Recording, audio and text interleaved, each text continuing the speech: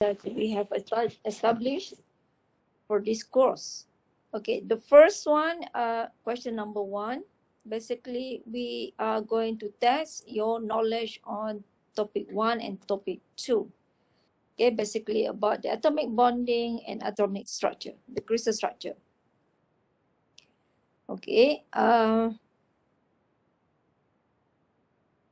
not going to discuss this, but if you want to ask anything about something related to this topic, it's okay. All right, question number two is about solidification and diffusion, but I think diffusion. All right.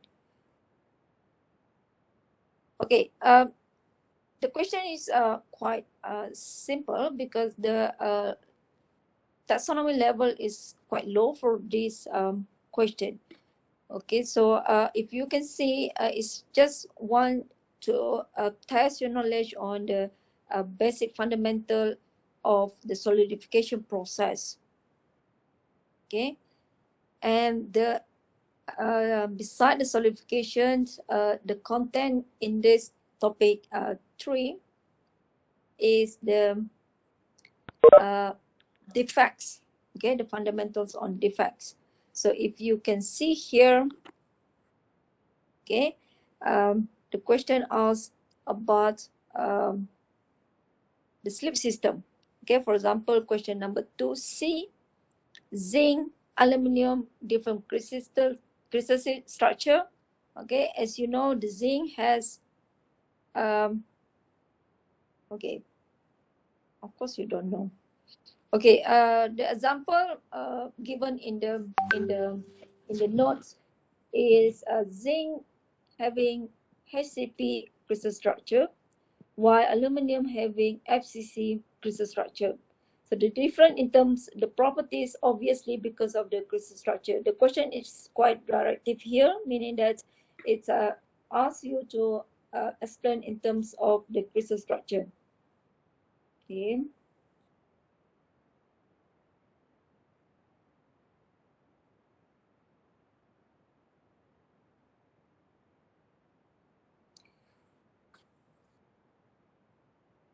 Okay.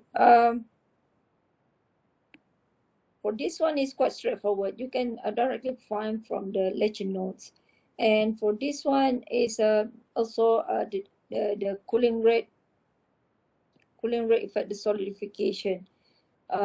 Meaning that if you look at these terms, okay, cooling rates means how fast the liquid of metal turn into solid. So liquid to solid. Okay, there are time dependent. If it is fast, what will happen to your solid metal? If it is slow, what will happen to your solid metal?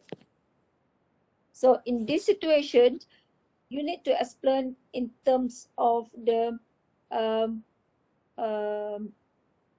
properties, the relationship you have to relate between a process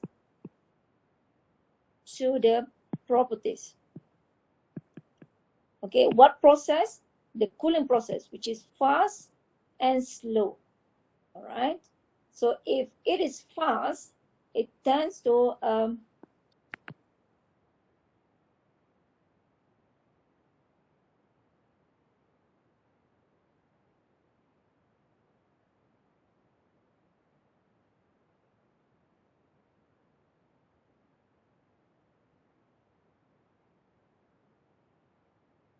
right.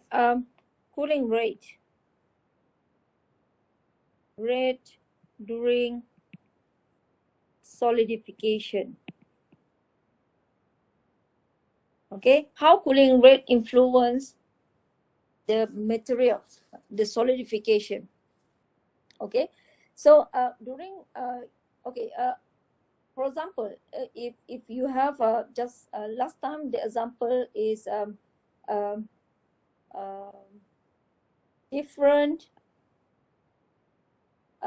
what we call it, different amount of defining agent, which is 100 gram, and another process which is high concentration of refining agent, okay, which is 200 gram. This is more here. So the increase of refining agent amount will influence the nucleation behavior. All right. So the same V1 is equal to V2, the volume of your molten materials. Okay, you pour in a cask, the size of the mold is similar, V1 and V2 is same, but the refining agent is different, which is one is 100 gram, another one is 200 gram. So what will happen? Nucleation behavior will different. Okay, you must understand, if we put refining agent, it's like we put a catalyst to the cooling behavior. It's acting like catalyst for nucleation. Okay, it provides a surface for nucleation by influence the heterogeneous nucleation.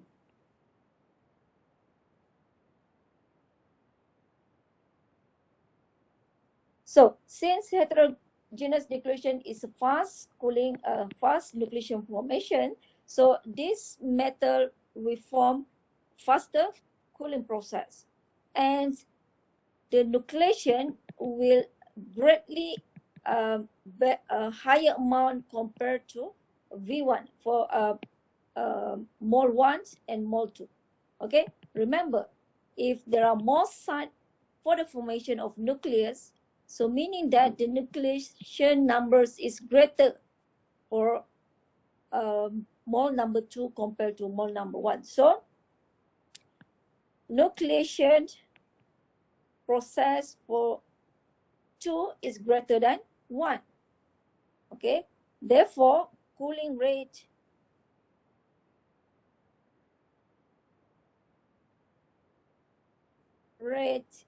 mole 2 is greater than 1. Okay, and what happened is smaller size, smaller grain size. See, if it has smaller grain size, what will happen to the properties of the materials? That will be chapter number 4, strengthening mechanism. What will happen?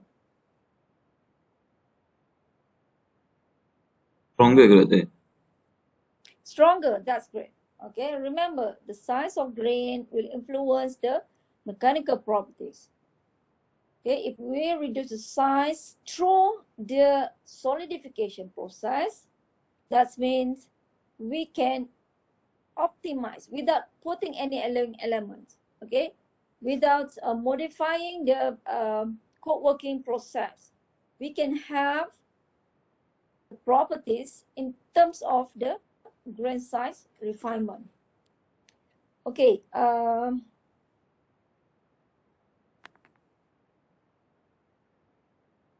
so cooling effect. So if we cool it fast, we can cooling rates can be achieved by several means. Okay, you can achieve higher cooling rate by controlling the cooling process itself. Okay, controlling the cooling process. How? For example, if you want to have slow cooling rate, okay, let's say this is the mold. Okay, mold A, and another one the same size of cast material. Okay, if you heat, okay, let's say the molten materials is 700 degrees Celsius. You preheat, okay, we call it preheat at 300 degrees Celsius.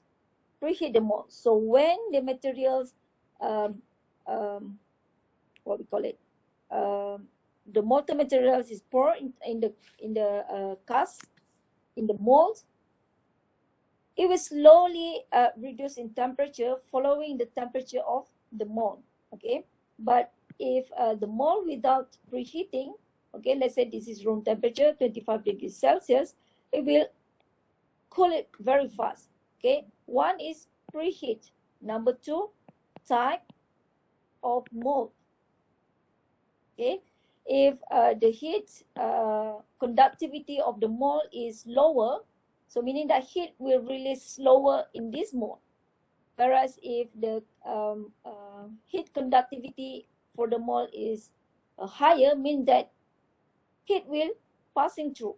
Okay, heat dissipation will be very fast if the heat conductivity is high. Okay, so type of mold, the material of the mold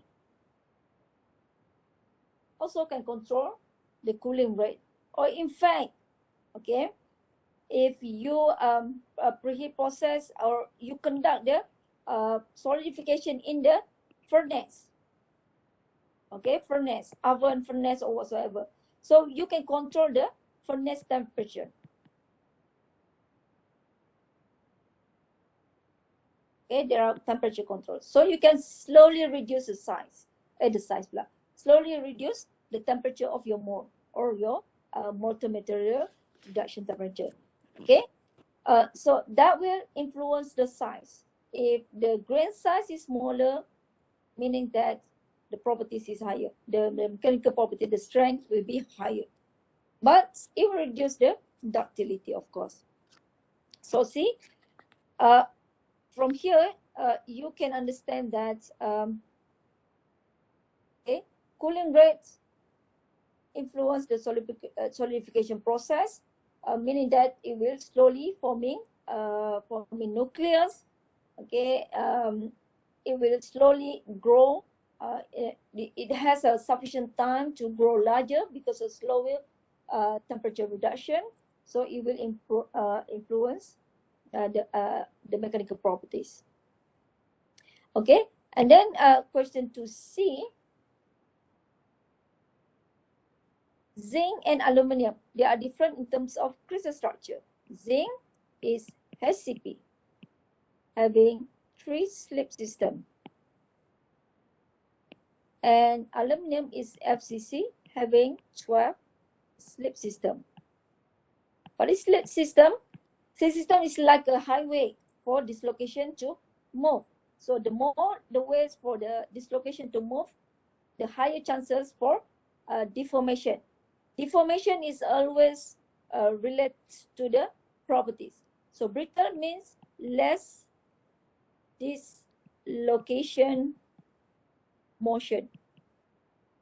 Okay, it is contrast to ductile.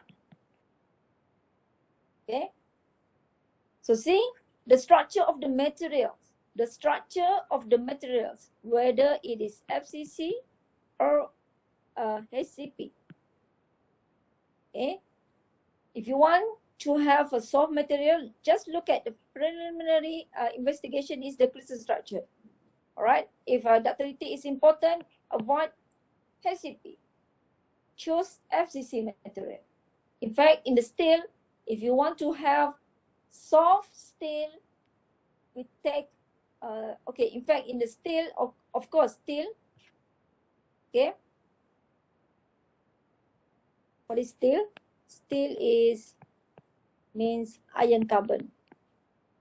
Okay, because there's no such application for the single ion, single atoms, single elements of iron. It must combine with carbon. Okay, so steel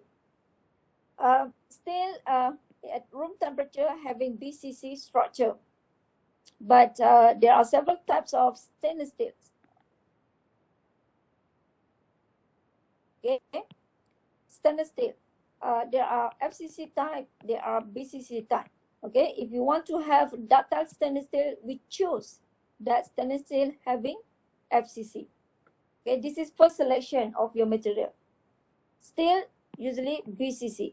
Modified steel, for example, stainless steel, if you want to select stainless steel and ductility is a matter for your application, look at the types of stainless steel. One having FCC, there is another types of stainless steel having BCC, and another type having FCC plus BCC. Okay, so there are several types. If you want to obtain both uh, toughness and hardness, you need to use a combination structure of stainless steel. So microstructure is very important. Crystal structure is very important in order to select appropriate materials. Look at the application, whether the ductility is important, toughness, or hardness. Okay. Right, differences between twinning and sleeve. I think you can find it in the lecture note. Distinguish between point defect. Okay, point defect, surface defect, you can find it in the lecture notes. Okay, what's the difference between engineering stress and the true stress? What's the difference?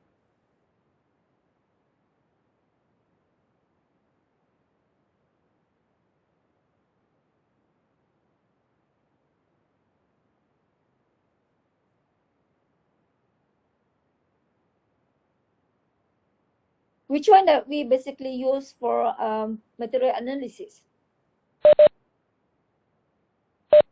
Engineering stress. Why don't we use the true stress?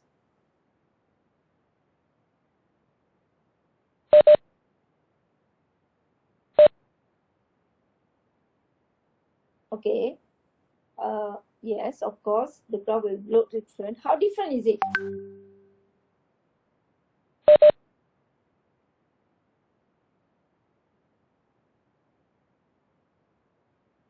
Uh-huh. All right. Okay.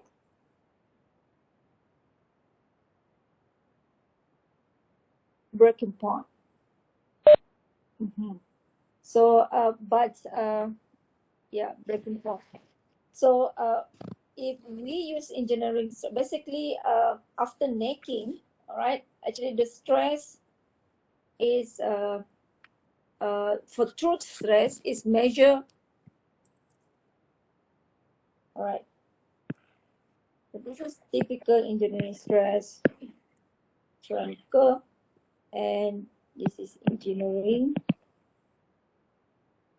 This is true. Oh, sorry.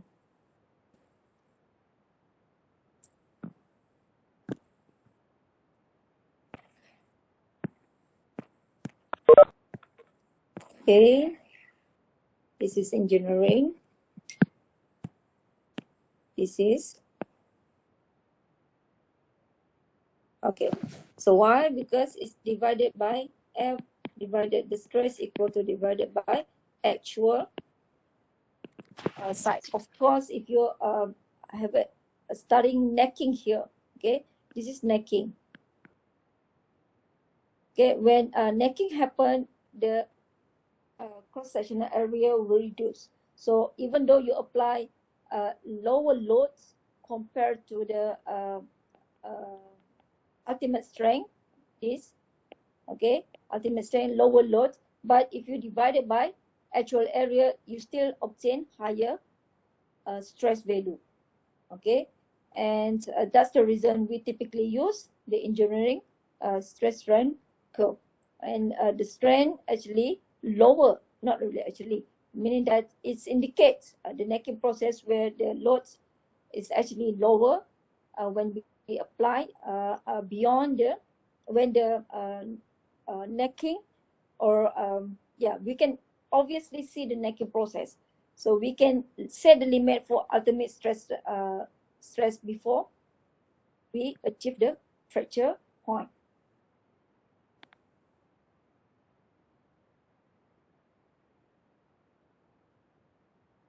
Okay, the difference is A value. Okay, when F divided by A for true stress is using actual cross-sectional area. So for this week topic, okay, this is typically the question will be asked in the test. With the aid of stress strain curve for ductile material, indicate the elastic and plastic deformation region in the graph and briefly explain this deformation. Okay, this deformation is means that both elastic and plastic, right? So let's say this is the curve that you sketch. We have two regions here, several regions. Okay, A, B, C. A, B, C. Okay, what is the deformation behavior for A? Elastic, good. What about B? Strain hardening. What about C? Plastic. Yeah, strain hardening is happen, but it's still under plastic deformation. Okay, so plastic deformation means it's a permanent deformation, and during this permanent deformation, strain hardening will occur. Right, strain hardening will occur. That's the reason it slowly no, it's not slowly increase in the stress. Okay, so what about C?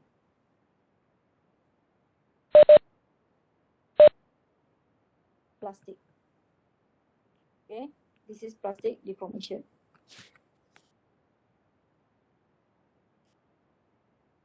Okay, and briefly explain the deformation. This deformation, meaning that elastic means you give a stretch at the atomic bonding, and when you release the load, it will return to the original position of the atoms.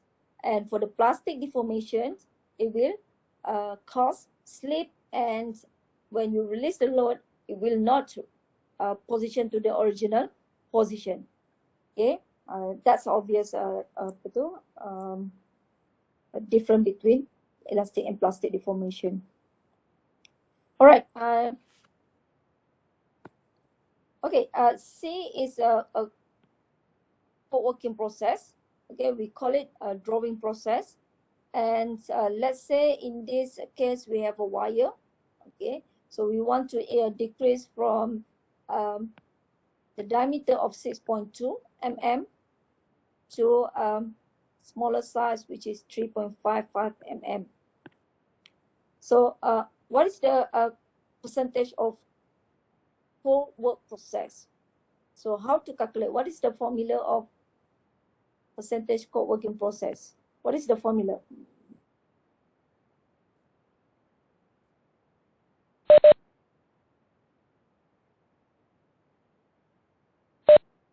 Three 4.55 divided by 6.2. This is famous answer among the students. Okay, they just want straight away take the ratio. Okay, but it is not really accurate. All right, of course you can see significant difference between a different degree of size reduction. For example, okay, it is like makes sense, you know. Student just straight away, not really student, but people actually, when they want to reduce the size from, for example, A size to B size to C size. Okay, so let's say this is 6, this is 4, this is 2 mm. It's like reducing at half. So how much this one is decreased? 4 over 6. Okay, this one is 4 over 6. Okay, means that 2 over 3. All right, and then this one is 2 over 4, which is half. Okay, so they can see straight away the ratio. Okay, but this is not how we calculate the co-working degree. Okay, when we calculate co-working degree, we don't straight away take the diameter size. Okay, we calculate because we don't want just focus on the diameter. It can be other than that. Okay, it can be extrusion at complex shapes, for example, like this one. Okay, they maybe not really like this. This is too complex. This is extrusion.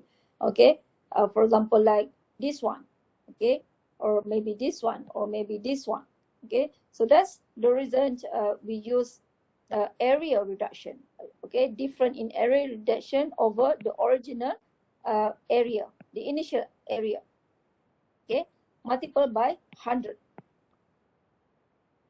okay, multiple by 100. This is a standard formula where you can people agree to use this and compare to, easily to make a comparison with any other material received from the external source. So if you use this formula, meaning that you can achieve the percentage of co-working process by having the initial area divided by the final area, the minus final area, and divided by initial area. For this case, pi multiplied by 6.2 square divided by 4 minus pi 3.55 squared, okay, by 6.2 4, okay, multiplied by 100.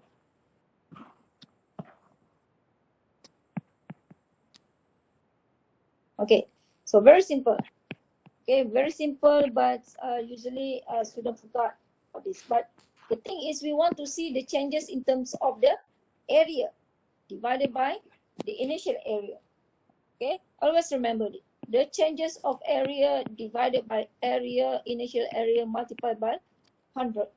Okay, and after simplifying the equation, you will get 6.2 square minus 3.55 square divided by 6.2 square multiplied by 100. Okay, then we will obtain the value.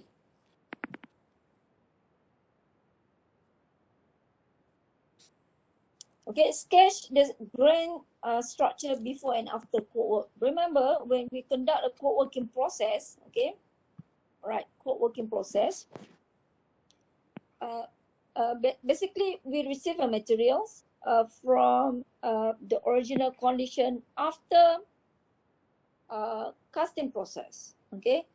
So when we cast, maybe we will obtain, okay, casting, and then they do the homogenization process, they will obtain almost homogeneous grain size. For example, this is original grain size, and then after for example not this one, it's a extrusion process, right, a drawing process. So drawing process passing through a dice, okay. For example, this is a dice. You know what is dice?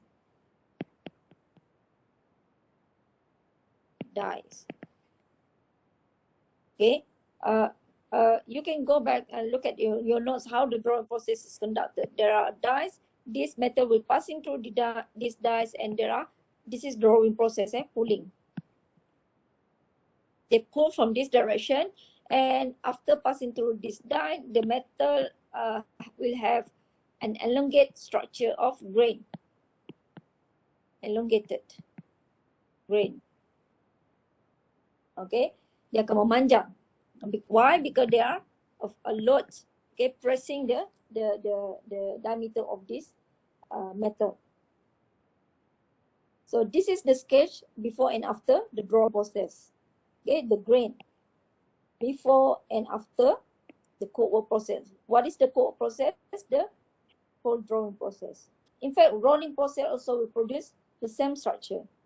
Okay, explain the mechanical properties of aluminum wire before and after the co-work. What will happen after the co-working process? What is the properties before and after?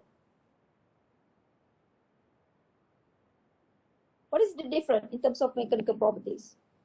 This is topic 4, strengthening mechanism. We can strengthen the properties of your alloy or materials through the co-working process. Meaning that we do a deformation co-working process. What is co-working process?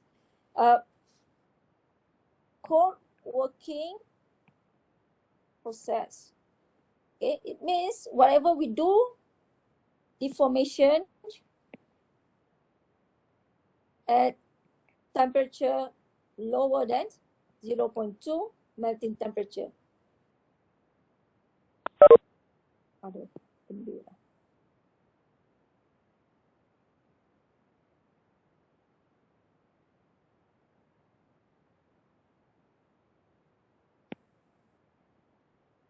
In Kelvin lah. Okay. Alright. So 0 less than 0 equal or less than 0.2 melting temperature. So if we conduct, for example, without influence any temperature, we do the drawing process like this. Okay, meaning that we do the co-working process. We change. This is there is a deformation process, plastic deformation, where if you look at the diameter, it is 6.2 mm initially, and it changed permanently at 3 to 3.55 mm. So the difference in size shows a deformation process from large to small. So that's the reason, co-working is a deformation. And why it is cold? Because the temperature is less than 0.2 melting temperature. And if the temperature is between 0.3 until 0.4, this is a annealing process. And typically for hot working, it is about larger than 0.6 melting temperature. Okay, so we need to understand this. So cold working is one of the process where you can improve the mechanical properties. So now I'm asking you, what is the difference of mechanical properties before and after the annealing process? What will happen after you conduct cold working process? It will increase I'm the sorry? mechanical property. It will increase Mechanical property, what is it? tensile for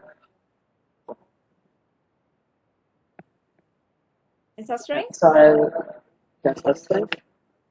What else?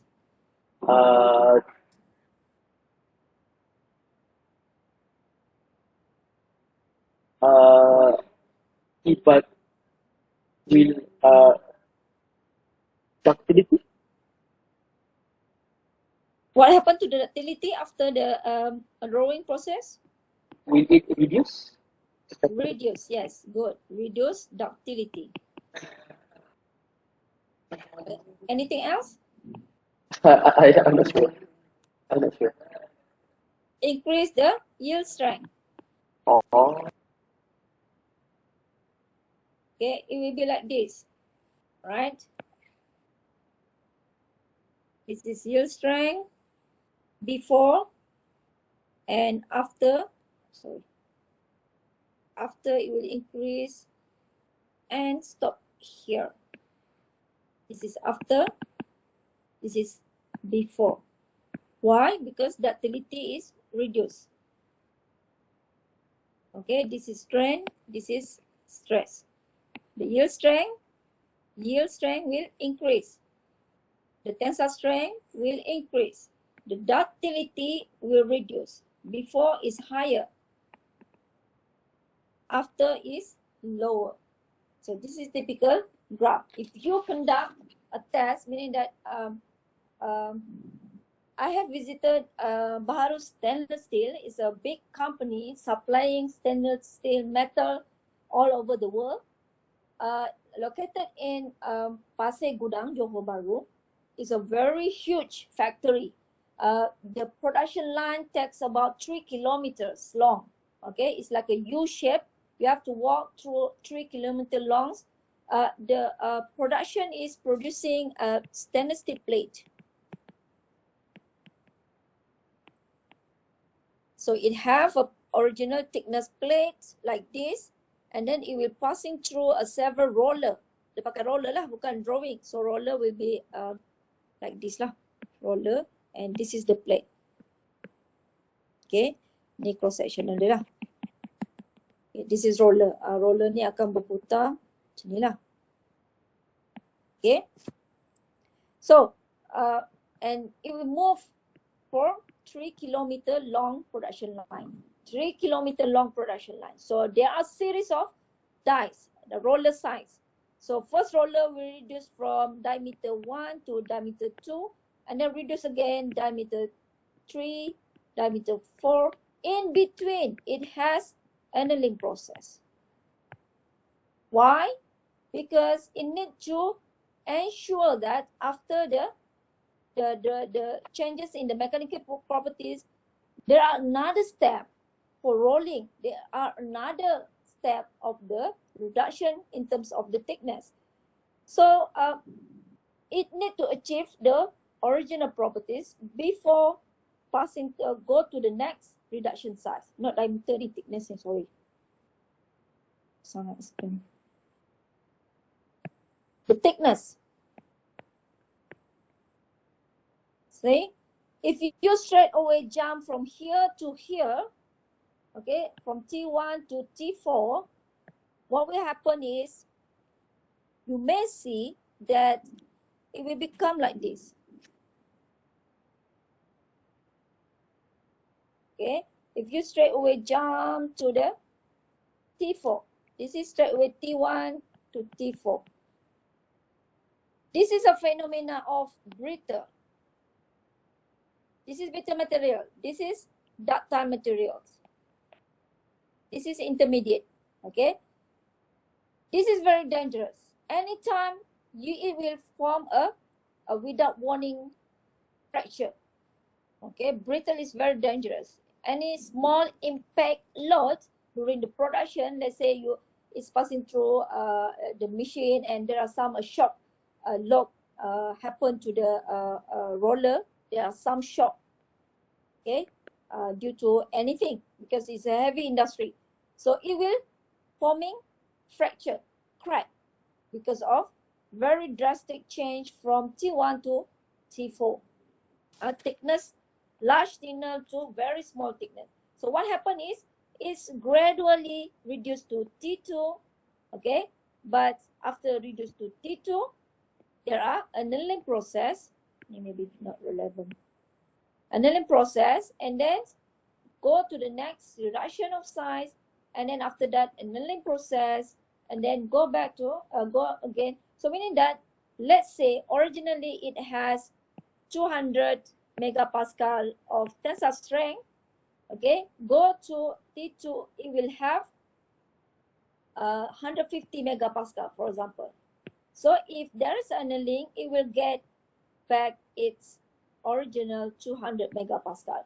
And then go to this, maybe it is about 140, depends on how much the size is reduced, okay. And then again go to the annealing, it will get again 200 megapascal, and then go to another, until you need to design what is the thickness, final thickness that the customer require, okay.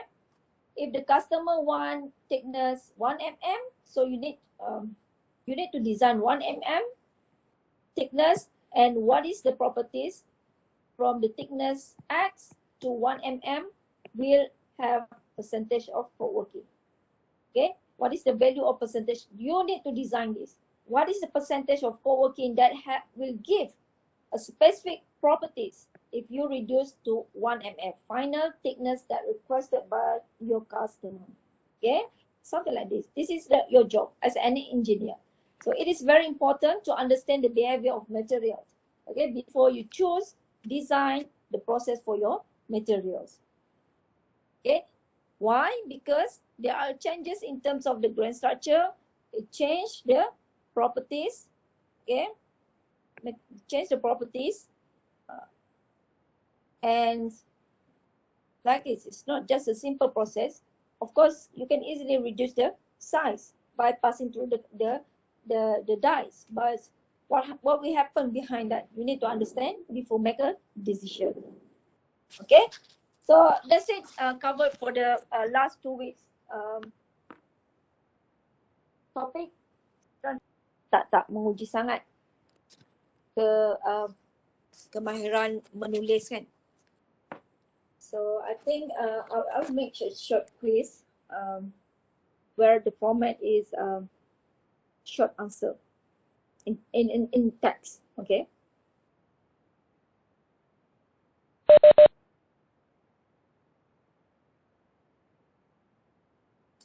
All right. Anything else before we dismiss?